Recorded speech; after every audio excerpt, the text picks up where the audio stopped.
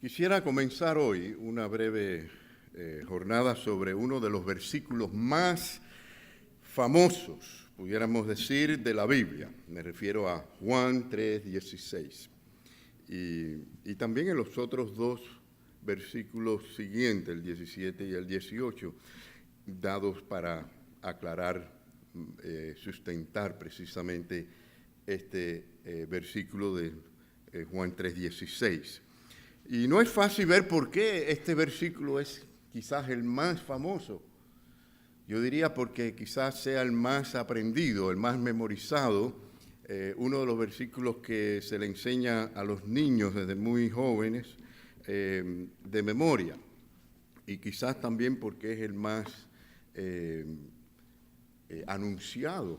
Aún lo vemos en carteles en los estadios deportivos. Y lo hemos visto hasta anunciándolo con grupos de personas que no parecen ser cristianos, o grupos de personas con ciertas agendas muy extrañas, incluso hasta usan Juan 3:16. Es muy conocido en el mundo entero. Y hermanos, quiero decirles que en este versículo se mencionan juntas, o sea, aquí en este versículo, grandes realidades existentes. Por ejemplo, se menciona a Dios, se menciona el amor, se menciona el mundo, el Hijo de Dios, la fe, la muerte eterna, la vida eterna. Todas estas grandes enseñanzas que, por cierto, si fuéramos a profundizar en cada una de estas palabras, yo creo que estaríamos meses y meses, porque solamente predicar acerca de Dios, ustedes saben que tomaría mucho tiempo, ¿no? Pero estas son las realidades más grandes que pueden realmente existir. Yo quiero preguntarles a ustedes, por ejemplo, ¿qué podría ser más importante para su vida, para usted ahora mismo? ¿Qué pudiera ser más importante? ¿Qué podría ser más urgente y significativo para usted que saber dónde se encuentra usted espiritualmente en relación con Dios, en relación con su amor, e incluso en relación con el mundo, con el Hijo de Dios, con la fe, la muerte eterna o la vida eterna? Creo que son grandes preguntas que podemos hacer, ¿no creen ustedes? Son cosas importantes. En un pequeño versículo, como hay tantas cosas que pudiéramos considerar.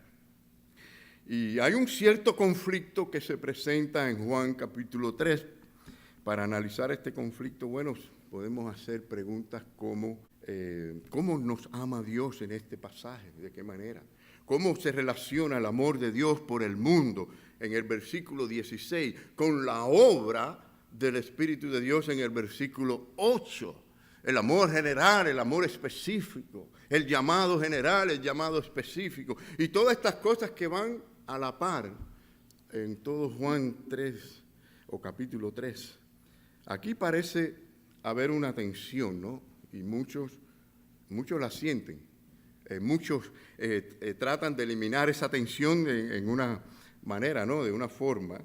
Y pienso yo que deshonra a Dios, tratando de arreglar a veces lo que no entendemos. Pero hermanos, tenemos que ver estos dos versículos y ver cómo son dos grandes verdades que van a la par, versículo 8 y versículo 16. Todo esto vamos a ir viendo. Hoy quiero hacer como una introducción realmente, ¿no? Dios permita que podamos hacer esta introducción y profundizaremos un poquito más la semana que viene. Pero ahí vemos en estos dos versículos dos profundidades de la misma verdad, ¿no? Y por un lado, el versículo 8 dice que Dios Espíritu sopla. No lo leímos, pero miren, les invito, ya que no tenemos la pantalla acá, que vamos siempre alumbrando todas las cosas, abra su Biblia en el Evangelio de Juan, va a ser más fácil. Si usted abre allí su Biblia en el Evangelio de Juan, la mayor parte del tiempo vamos a estar allí en el capítulo 3 y ya mencionaremos algunos otros versículos. Pero en el versículo 8 vemos que sopla el Espíritu como el viento, donde quiere y da vida a quien escoge, a quien quiere y en el momento que quiere. Miren, dice así la palabra: y el viento sopla de donde quiere y oyes su sonido, pero no sabes de dónde viene ni a dónde va. Así es Asimismo dice el Señor que es todo aquel que es nacido del Espíritu. Claro que ya hicimos una serie, terminamos una serie sobre lo que es el nuevo nacimiento, ¿no? Pero lo que estamos viendo aquí ahora es que Dios es libre, totalmente libre, y es Él y no nosotros quien tiene la última palabra. Bueno, Él tiene la primera y la última, el principio y el fin, el alfa y la omega, ¿no? Ese es el Señor. Y Él es el que transforma, el que cambia. Dice su palabra, tendré misericordia del que tenga misericordia. Me compadeceré del que yo me compadezca. En el tiempo, en el momento que Él quiere. Y el nuevo nacimiento viene como de esa manera, misteriosa.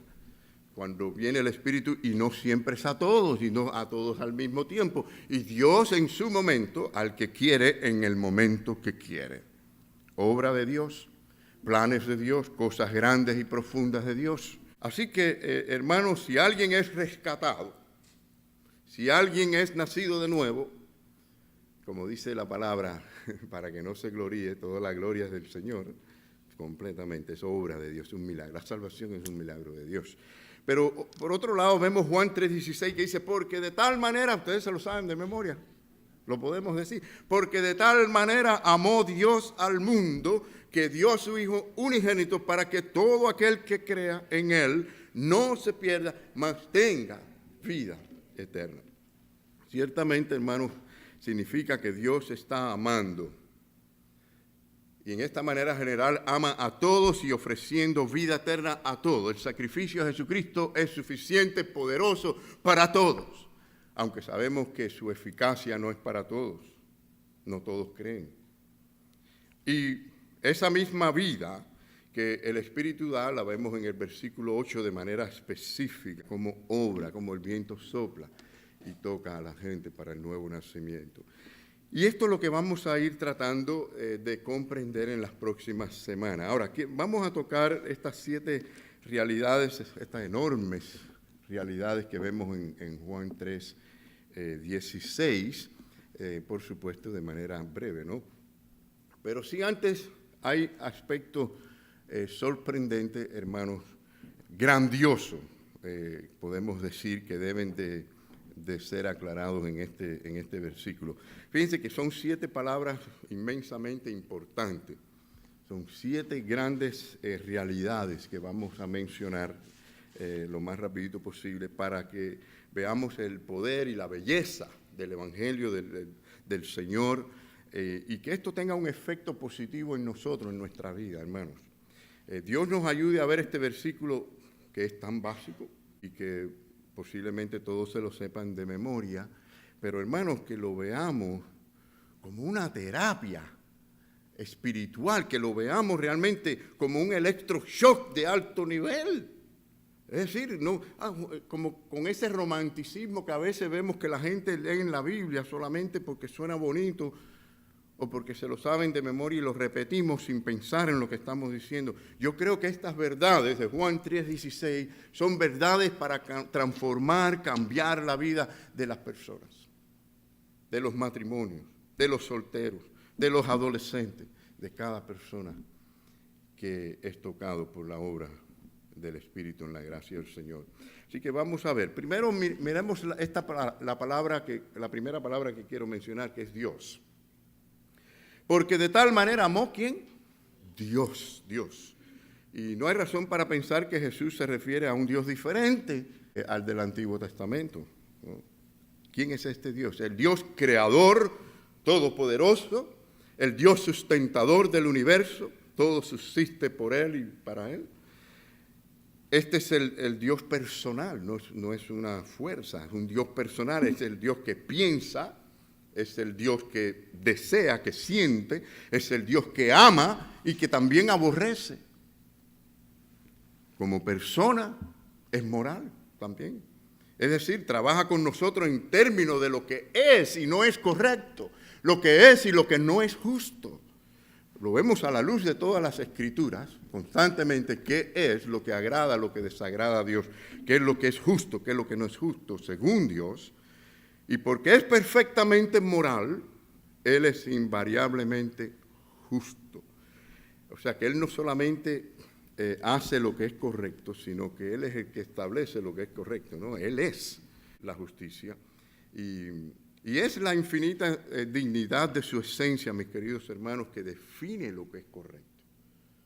No es que nosotros, hay gente que quiere crear su propia justicia, pero Dios es el que la establece, Él es el que la define. Y hacer lo correcto, pensar, sentir, actuar de acuerdo con Él, en armonía con Él, es estar según la justicia infinita y dignidad infinita de Dios. Entonces el hombre, vemos que este es el Dios, hermanos, este es el Dios poderoso, el Dios que tiene sus leyes y todo se rige por Él. Yo quisiera recordarles aquel momento en que Jesús estaba en la barca con los discípulos y aquella tempestad se levantó. Y bueno, ya ustedes saben, ellos tuvieron miedo, se asustaron, llamaron al Señor, Él estaba dormido, se despertó y el Señor calmó los vientos y aquellas olas del mar. Eso está allá en Mateo capítulo 8, si ustedes quieren leer la historia. Y hermanos, cuando vieron todo esto, dijeron, ¿qué hombre es este? Que los vientos y el mar le obedecen. ¿Qué hombre es? Dios. Dios, y esto va a ser uno de los temas, y es uno de los temas que trata Juan. Juan es muy teólogo. O sea que él no comienza con las genealogías de Jesús, comienza con teología. ¿No? Pero todos fuimos hechos por este Dios y nuestro deber supremo, por el diseño que Él hizo, le debemos a Él adoración. El hombre fue creado por Dios y es responsable por lo que Dios hizo de honrarle y darle las gracias a Dios y vivir agradecido de Dios constantemente. Si usted lee la carta del apóstol Pablo, la epístola de Romanos, en el primer capítulo, dice que el hombre no solamente se entenebreció y se apartó y se alejó en sus pecados y en sus vicios, sino que no le dieron las gracias a Dios. O sea que Dios va a demandar, no de palabras, sino de hechos, una vida de gratitud a Él, porque Él es Dios y Él nos creó y puso todas las condiciones para que nosotros podamos vivir, subsistir y disfrutar en este mundo. Así que la realidad es que somos pecadores, hemos pecado, hemos fallado y todos estamos bajo su justo desagrado por naturaleza. Y esto es lo que hace que Juan 3:16 sea tan necesario, tan hermoso, tan precioso, porque describe la manera en que Dios actúa para rescatarnos a nosotros de nuestra condición terrible. Yo creo que uno de los grandes problemas ante la teología es que cuando los hombres no entienden su condición espiritual. Por eso este tema de la depravación total es muy importante, que el hombre conozca bíblicamente cuán terrible es su condición delante de Dios y cuánto necesita de la gracia de Dios. Porque la Biblia expone al hombre sin Dios muerto, ciego espiritualmente, sordo espiritualmente, una condición terrible. No hay quien busque, no hay quien desee las cosas de Dios. Es una condición caótica y ese Dios está en acción para salvar al mundo. Entonces vamos a la palabra mundo. Dice, porque de tal manera amó Dios al mundo. Ahora, el significado más común para el mundo en Juan, que es la misma palabra que él usa, la forma que él lo usa, se refiere a toda la humanidad creada y caída. Y en esta parte se puede analizar la diferencia entre el amor general de Dios y al mundo y el amor específico e íntimo de Dios a sus escogidos. Pero veremos eso más adelante. O sea que lo que estamos viendo aquí es que el mundo no tendrá excusa por la obra de Dios, no tendrá excusa. Es decir, Dios le dio su amor. ¿Cómo? Dándole a su Hijo. Así como hay un llamado general a todo pecador, ese llamado se basa en el amor de Dios, en la obra a través de Cristo. Y esto es como la historia del arca de Noé. ¿no? Si ustedes miran, aunque Dios amó de una manera específica, íntima a Noé y lo llamó, vemos que también dice la palabra, si ustedes quieren verlo en Segunda de Pedro, como Noé fue pregonero, fue predicador. O sea, predicó el Evangelio 120 años construyendo un arca. ¿Para qué? Para que ese amor de Dios fuera expresado en el llamado general, es decir, a la salvación. Y allí estaba el arca, era una realidad, el arca de la salvación que representa a Jesucristo. En Juan 7:7, hermanos, miren conmigo un momento, dice, estamos en Juan, ¿no? El Evangelio de Juan, todos estamos allí, o sea, Juan 3, pero ahora brinca al 7, el capítulo 7, versículo 7. El mundo no puede odiaros a vosotros, le dijo Jesucristo a sus propios hermanos, preocupados porque los judíos querían matarlos, y bueno, pero a mí me odian porque yo doy testimonio de él. Está usando aquí la palabra mundo, el mundo, la misma palabra que él ha estado usando, ¿no? Refiriéndose ahora a ese mundo perdido. Dice que sus acciones son malas, refiriéndose a los judíos que procuraban matarlo. Ahora, en Juan 14:7, sigue un poquito más adelante, el capítulo 14, versículo 17, dice que el Espíritu de verdad, a quien el mundo, escuche bien, a quien el mundo no puede, una incapacidad espiritual, no puede recibir. O sea, que el pecador no puede tomar la decisión de nacer de nuevo, es decir, aquí, ven Espíritu, aquí está, ya, ¿no? Ya hemos estudiado más profundamente esto y lo vamos a ver más adelante, pero es decir, aquí vemos una condición terrible del mundo. Las cosas de Dios al mundo son locuras, le aburren, no tienen sentido, no les llena el alma. O sea, ese es el mundo en su condición perdida. El que ha nacido de nuevo ve la palabra de Dios como alimento, la necesita. Es la nueva vida que ahora responde con vida a ese Dios que está manifestándose y accionando. Y por lo tanto dice aquí, no puede recibir porque ni le ve. Allí estaba Jesús, y ese es el amor general, si a ellos le estaba hablando. Miren, aun cuando Cristo le habló palabras duras, como cuando le dijo a aquellos fariseos, ustedes son sepulcros blanqueados, le estaba con amor hablando, para que ellos entendieran la verdad. Allí estaba, pero dice, no le ve. Y dice, ni le conoce. Y él se daba a conocer, pero no le conocían. Entonces, hermano, es como cuando Juan utiliza la palabra mundo aquí. Es la forma en que él la utiliza, ¿no? Se refiere a toda esa humanidad caída que necesita salvación. El mundo es el número incontable de personas que se pierden. Y se refiere, por eso viene después la frase, que todo aquel, que en la segunda parte del versículo, para que todo aquel que cree en él no se pierda. El mundo es el gran océano de los pecadores que se pierden y de allí viene todo aquel. Ahora, vamos a ver la palabra Dios, porque de tal manera amó Dios al mundo que dio necesario hacer esto, ¿verdad? Y miren, hay dos aclaraciones que podemos ver. Primero que es la dádiva de Dios que viene del cielo. Dios da, Dios da. Esto no es una cosa de hombre. Y segundo, que esta dádiva no es solamente para que viniera al mundo, sino para que diera su vida y muriera en la cruz. Ya eso era el plan de Dios. Hay un conflicto con, por ejemplo, en el concepto futurista de los 1000 años terrenales aquí en la venida de Jesucristo, y es precisamente por esto. Porque la razón por qué ellos dicen eso, dicen porque Cristo, el propósito de Cristo venir era para reinar aquí como judío. Pero como ellos lo rechazan, el reino fue pospuesto para esos 1000 años. Pero la realidad es que todo el proyecto de Dios era para que Cristo muriera como Cordero de Dios. En ningún momento para que fuera a reinar en este mundo. Es más, Cristo dijo, mi reino no es este mundo. Palabra del Señor. Ahora, ¿por qué digo esto? Porque en el versículo 17 reemplaza la palabra dio con envió. Si ustedes, vamos ahora atrás a Juan 3, 17. Juan 3, 17 dice, porque Dios no envió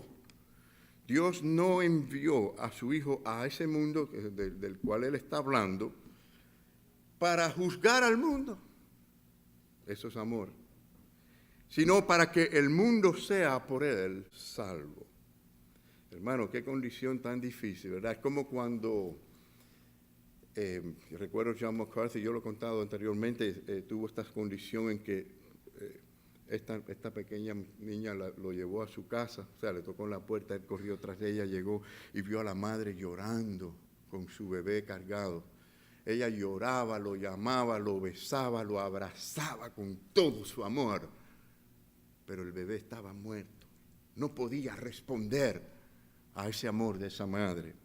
Y así vemos la condición tan caótica, tan difícil del hombre en su condición natural. Necesita un milagro. Si Dios no lo cambia, él no puede cambiar.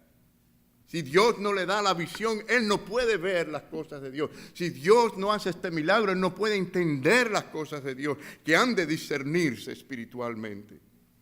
Y esto es como cuando Jesús narra la parábola. Hay una parábola muy poderosa, me encantaría que ustedes la analizaran con tiempo, en Mateo 22.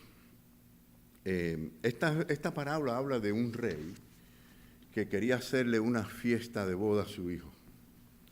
Y este rey mandó a todos sus siervos a que llamaran, invitaran a todo el mundo. Y lo interesante de esta parábola es que el rey tomó todo su tiempo, pensamiento, planeamiento, para preparar todas las condiciones y todas las cosas para que vinieran todos y tuvieran de esa fiesta.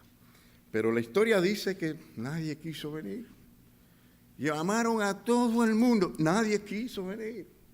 Y una segunda vez se envió de nuevo a sus siervos, que por cierto mataron hasta algunos de esos siervos. Regresan, tampoco quisieron la gente venir a una fiesta. Claro que el Señor se está refiriendo a la condición espiritual del hombre, que el hombre de verdad en su naturaleza no le interesan las cosas de Dios. Esa es su naturaleza. Puede creer en un Dios, pero no es el verdadero Dios. Él lo crea a su manera. Es decir, que la condición es crítica. Pues el Señor no está, si nosotros hacemos ahora un banquete y decimos comida gratis, se llena la iglesia, no, viene la gente. El Señor no está hablando de ese ejemplo, sino de la condición espiritual. ¿No es cierto? Es cierto. Ahora decimos oración el lunes a las 7 de la noche. Vienen 2 personas, ¿no? 3. Pero si el asunto es comida gratis, entonces sí. Ahora, el banquete era gratis. Era para que todos vinieran, ¿no creen ustedes? Pero el Señor está usando este ejemplo para que vean hasta dónde está la condición del hombre, ¿no? Y fue amoroso con todos e invitó a todos, pero nadie quiso venir. Vamos al Evangelio de Juan de nuevo, capítulo 10, versículo 17 al 18. Vemos cuál es el clima de esa misión del Padre y vemos la oración de Jesús al Padre. Dice así. El Señor hablando con su Padre dice: por eso el Padre me ama, porque yo doy mi vida para tomarla de nuevo. Nadie me la quita, sino que yo la doy de mi propia voluntad. Tengo autoridad para darla y tengo autoridad para tomarla de nuevo. Este mandamiento recibí de mi Padre. Así que doy mi propia vida voluntariamente. Es decir, desde el punto de vista humano, a Jesús lo mataron, Judas lo traicionó, los judíos lo odiaron, lo crucificaron. Pero desde el punto de vista de la soberanía de Dios, estaba guiando a esos hombres en sus pecados para llevar a cabo el perfecto plan redentor. Qué maravilloso y qué grande es este Dios, que se mete dentro del hombre tan malvado y pecador y aún así saca algo grande y bueno en medio de todo eso. De aquella oscuridad y esas tinieblas tan terribles que rodearon esos últimos momentos de la vida de Jesús, el Señor levantó la obra más grande y poderosa del universo. Y esta es la última oración del Señor, ¿no? Así que está claro esto. Y en Juan 3:16, porque de tal manera amó Dios al mundo que dio, esta es la acción, representa a Dios enviando a su Hijo a la tierra con la misión de morir en la cruz, de tomar el lugar de los pecadores.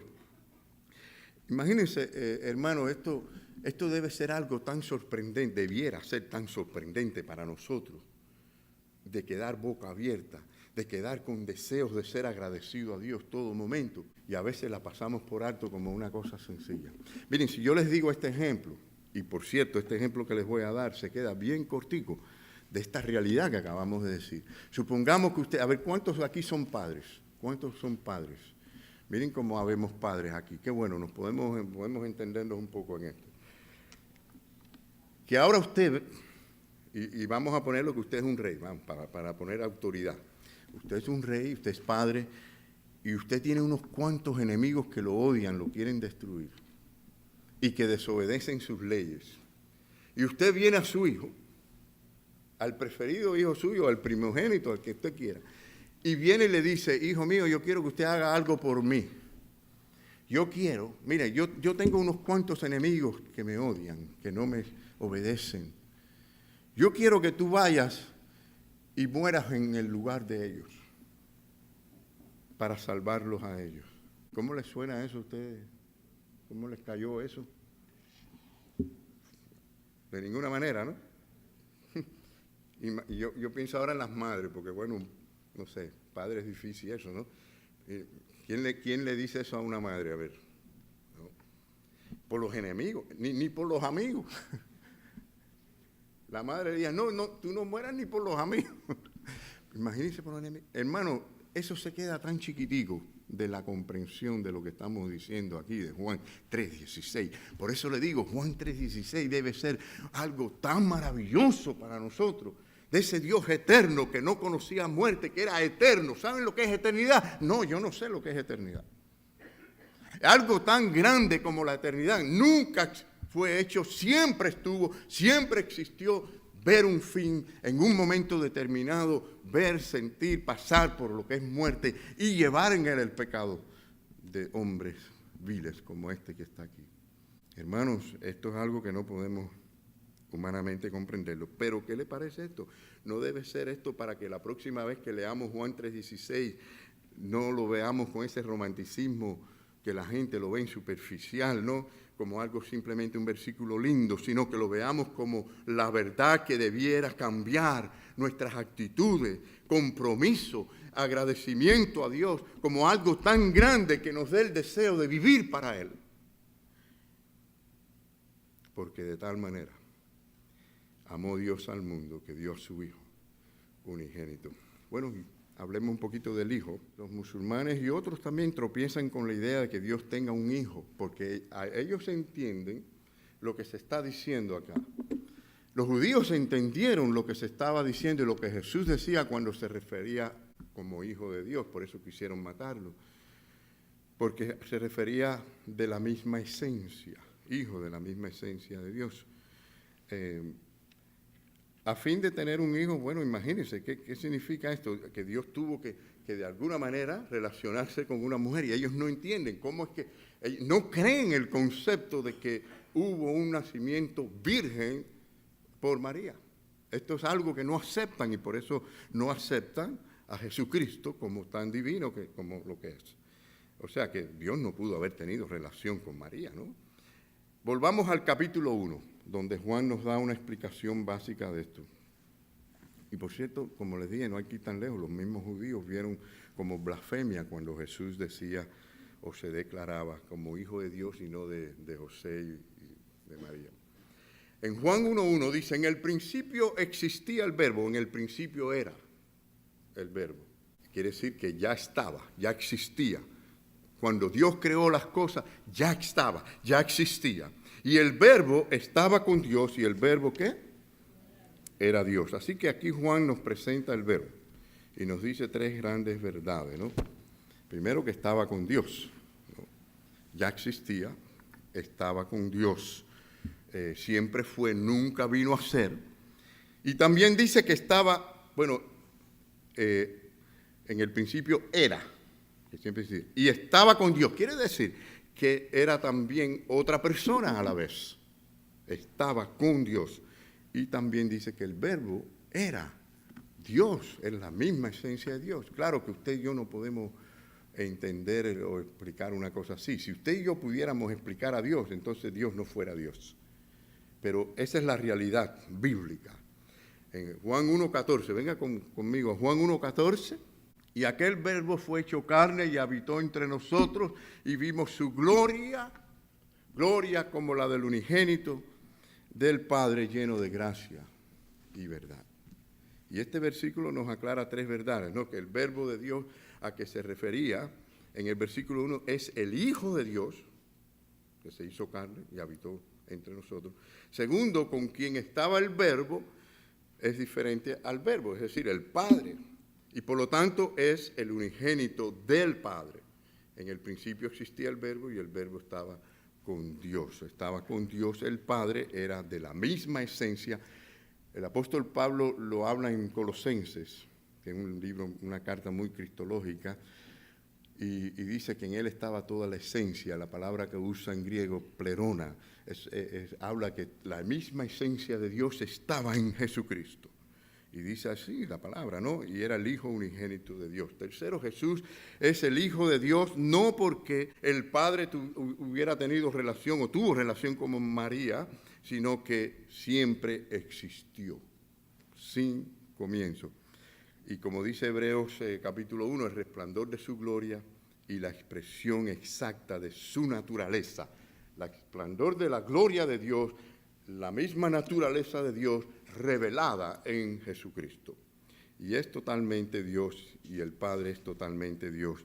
Y junto Dios Espíritu y ellos son un Dios. No son tres dioses, son un Dios. Bueno, vamos al número 5, que es la palabra cree. Porque de tal manera amó Dios al mundo que dio a su Hijo unigénito para que todo aquel que cree. Bueno, primero significa que no todos van a beneficiarse de la vida eterna, porque no todos creen. Pero sí dice, todo aquel que cree en Él no se pierda, mas tenga vida eterna. La otra cosa es que la palabra misma significa... Esta palabra de creer no es simplemente tener bueno, yo creo que existió esto, yo creo que, bueno, eso fue bueno. Es aceptar algo como cierto, implica una confianza plena en lo que es la esencia misma del Señor, de lo que es Cristo, y de creer en lo que Él es y lo que Él hizo y lo que Él enseñó o dijo, en su palabra, en su obra. Creer de tal manera que accionemos según esa fe. O sea, la verdadera fe es así, funciona de esa manera. En Juan 1, 11 al 12, vemos la otra parte de esto, ¿no? Lo que equivale a creer, porque dice, y a los suyos vino y a los suyos no les recibieron, mas a todos los que les recibieron, a los que creen en su nombre, equivalente, recibir, creer, les dio potestad de ser hechos hijos de Dios. Mucha gente cree que son hijos de Dios, ¿no? Generalmente creen que todo el mundo es hijo de Dios, pero hijos de Dios son estos. Y es una potestad que se nos da, un derecho. Somos hijos adoptivos de Dios. Pero a todos los que le recibieron les dio ese derecho. Por lo tanto, recibir a Jesús y creer en Jesús son frases intercambiables, hermano.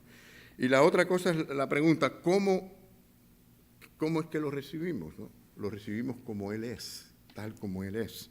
Por ejemplo, Juan 6:35. Mire a ver si usted lo tiene así, de esta manera en su vida. En Juan 6:35 dice, yo soy ¿qué dice? Yo soy el pan de la vida. Y el que a mí viene nunca tendrá hambre, y el que en mí cree nunca tendrá sed. Así que significa que aquel que cree, que aquel que viene a Cristo, aquel que recibe a Jesucristo, tiene a Cristo como el alimento de su alma. ¿Cristo es el alimento de su alma? Si Él no es el alimento de su alma, si a usted no le interesa alimentarse de Él, Cristo, usted tiene una fe humana, carnal, sentimental solamente. Y por esto es que la fe es tan importante, ¿no? La verdadera fe es transformadora, lo cual dice el Señor, y esto no de vosotros, es don de Dios. Vamos a la palabra pierda, la sexta palabra, porque de tal manera amó Dios al mundo que dio a su Hijo unigénito para que todo aquel que en Él cree no se pierda. Miren, el viernes pasado, este viernes que pasó, recibí un libro de regalo. Qué raro cuando alguien nos manda un libro de regalo, ¿no? Ya lo miré así, que a ver quién. Bueno, era el predicador falso predicador Dan Cornell. El título del libro es The Myth of Eternal Security, el mito de la seguridad eterna. Bueno, ya ustedes saben, uno como pastor se pone a hojear el libro, a tomar nota del libro, y cuando vine a ver ya tenía 18 páginas contrarrestando todo lo que él decía aquí, lo que la Biblia dice, y todo ese lío. Hermanos, todo lo que él está tratando de decir allí es que aquel que no es obediente o no obedece al Señor pierde la salvación. Y realmente hasta dice que no solamente que puede perder la salvación, sino que a menudo los cristianos la pierden. O sea que hoy la tiene, mañana no, pasado sí, el otro día no, y hoy a lo mejor la tuviste 2 veces, o la perdiste 3 veces. Yo no entiendo esto. Pero todo el libro, las 200 y tantas páginas, usando pasajes bíblicos, donde Dios exige obediencia, claro, Dios exige obediencia, donde Dios va a castigar a los rebeldes, todas estas series de pasajes que están allí, pero deja a un lado la obra maravillosa de la cruz del Calvario, la obra que Cristo hizo, porque prácticamente lo que él está diciendo, que lo que Cristo hizo no tuvo ningún valor, ningún poder. Y hermanos, esto es tremendo, esto es tremendo. Vida eterna, dice, para que no se pierda. Es que no tuviera sentido. La palabra de por sí, eterna, ¿qué quiere decir? Que es eterna, no es temporal. Es decir, ¿la tienes o no la tienes? Si tienes vida eterna, por definición, es eterna. Y además el Señor, para que a alguien no se le quede fuera, dijo que no se pierda, jamás, nunca, sino más tenga vida eterna. Así que, por tanto, si usted no siente, no tiene la seguridad de que tiene vida eterna, busca al Señor, todo, arrepiéntase, venga a Cristo. Pero si usted tiene la salvación, usted la tiene. Si usted es hijo de Dios, como dijo Jesucristo, mis ovejas son mías, nadie las arrebatará de mi mano. Mi Padre, que es mayor que Dios, me las dio. Y de la misma manera que usted no puede deshacer su nacimiento biológico, terrenal, tampoco usted puede deshacer del nacimiento espiritual. Otra verdad que queda clara aquí es que el versículo 18 describe la perdición como un estado de condenación. El que se pierde es porque está condenado delante de Dios. El que cree en Él no es condenado. Pero el que no cree ya ha sido condenado. Significa que la sentencia judicial, la ira de Dios, está sobre esas personas.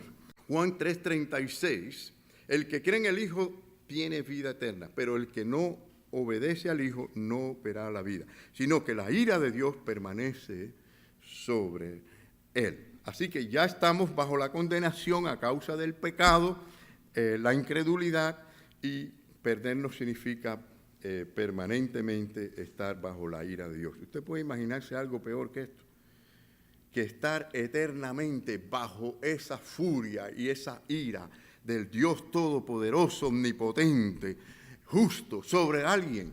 Sería terrible. Esto es lo que va a ser el infierno, ¿no? Y ese es el significado de la palabra pierda. Es una pérdida inexplicable, la más grande de todo el universo. La palabra vida. Porque de tal manera amó Dios al mundo que dio a su Hijo unigénito para que todo aquel que cree en Él no se pierda, mas tenga vida eterna. Y esto no significa solamente que usted va a existir eternamente. Todo el mundo va a existir eternamente. Aún los condenados van a existir eternamente. Esta vida significa primeramente que tenemos una vida espiritual en relación con Dios. Miren cómo empieza en Juan 6, ahí en el Evangelio de Juan, vamos al capítulo 6, al final o cerca del final en versículo 63, Juan 6, 63 dice, sabemos que el Espíritu es el que da vida. Es así como comienza, el Espíritu Santo que sopla donde quiere, nadie sabe dónde viene y a dónde va, da la vida. Y en Primera de Juan, ya esto no es el Evangelio de Juan, pero en Primera de Juan 5:11 dice que esta vida está en su Hijo, el Hijo de Dios. Así que, hermanos, el creer ocurre por medio de la fe. O sea, la fe nos lleva a nosotros a creer permanentemente en el Señor. Y esto es obra del Espíritu Santo, obra de la gracia de Dios. Juan 11, 25 al 26. Vamos al Evangelio de Juan, capítulo 11, 25 al 26. Dice, yo soy la resurrección y la vida, dijo Jesús. El que cree en mí, aunque muera, vivirá. Esto es eternidad, hermanos. No se pierde. Y todo el que vive y cree en mí, no morirá jamás. Entonces, hay seguridad.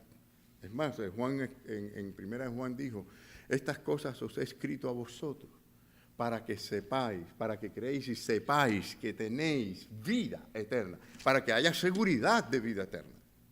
Imagínense lo que es vivir bajo el terror de no tener seguridad si soy salvo o no, que si cometí un pecado, si cuál pecado es el que me hizo caer de la gracia o no. Cosas que no son bíblicas, hermano. Jesús da vida y tomó el lugar en nuestro lugar. Esa sangre preciosa derramada en la cruz del Calvario, cuando fue derramada por los que creen en Él, créanme, el pecado no se va a pagar dos veces. Cristo lo pagó en la cruz del Calvario, no es para que se vuelva a pagar en la eternidad en un infierno. Si la persona ha sido limpia por la sangre de Cristo, ha sido limpia con esa preciosa y poderosa sangre del Señor, que nos limpia, no de alguno, sino de todo pecado, dice la palabra del Señor. Pasado, presente, futuro. Y para mí estas doctrinas que me indignan, lo que hacen es echar abajo la obra de la cruz tan preciosa y tan maravillosa y tan perfecta. Cuando Cristo terminó, antes de decir su última palabra, Él dijo, tetelestai, consumado es, ya la obra terminada. Nada más había que hacer, no había que añadir nada. Todo estaba completo, la obra perfecta de redención terminada. Termino con estas preguntas. ¿Vive usted en el perdón y en la libertad de Juan 3:16? ¿Ha sido usted liberado del temor de la muerte? La incertidumbre de ser amado así le moldea sus relaciones interpersonales. Hago estas preguntas para que nos examinésemos a nosotros mismos. ¿Dónde estás en esta mañana espiritualmente, según Juan 3:16? Espero que este pasaje tenga un nuevo significado para ti, para tu vida, para que honres y glorifiques al Señor. Que el Señor te bendiga.